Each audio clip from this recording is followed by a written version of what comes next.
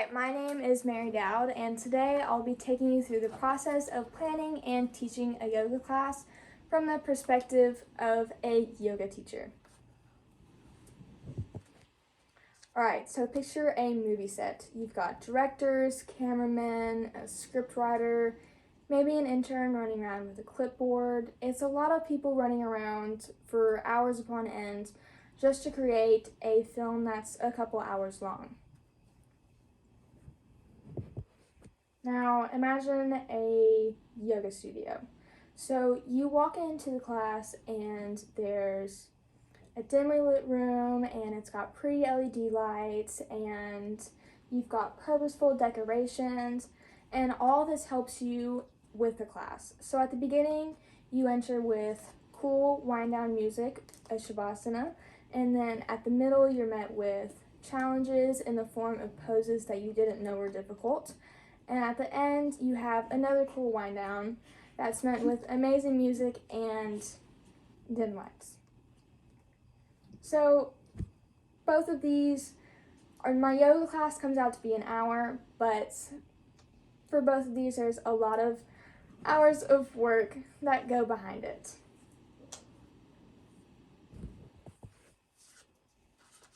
So arguably the most important part of a movie is the soundtrack. So the same thing goes with my yoga classes.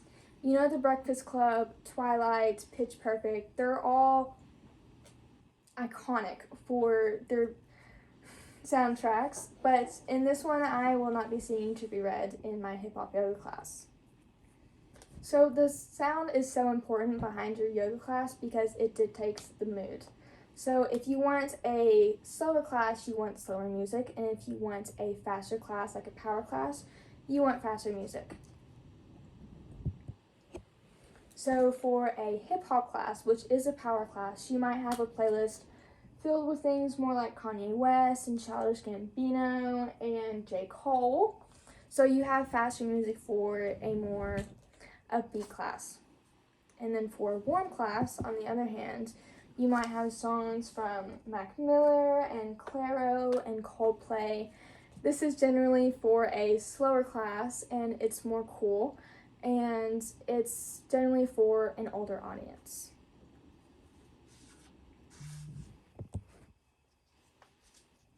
So an important part, apparently the bread and butter, as called by one of my employers, Kelly, the bread and butter of your class is your flow. So your flow is so important because it takes up most of your class, and also it has to match the class that the yogis are anticipating to take.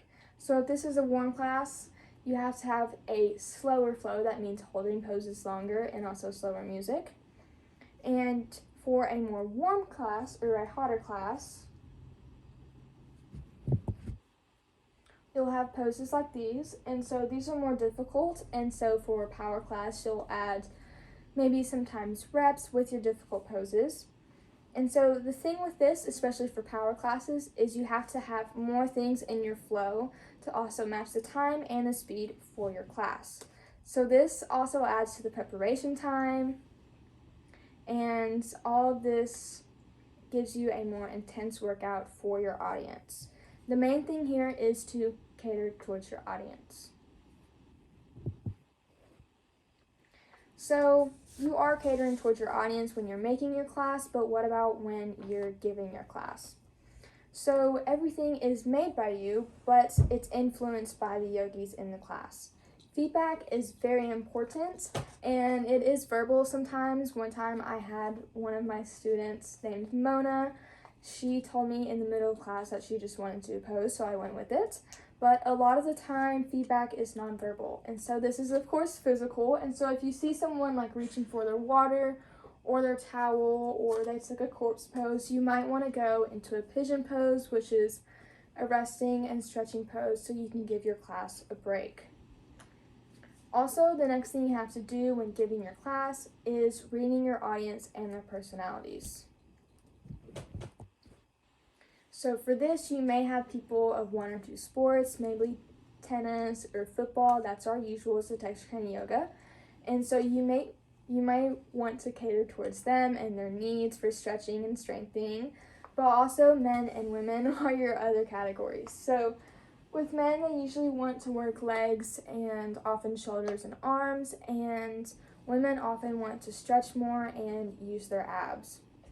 So again, the main thing here is catering towards your audience, since after all, they're coming to your class and they are paying for it.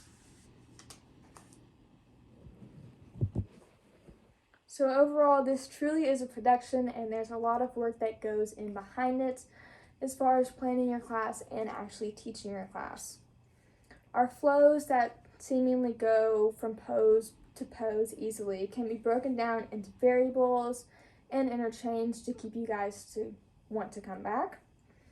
And also, after this presentation, maybe you have more insight to yoga class and you can judge me on my classes better. If you ever want to teach yoga class, then come to Texture Training Yoga. And the next slide is my bibliography. Thank you.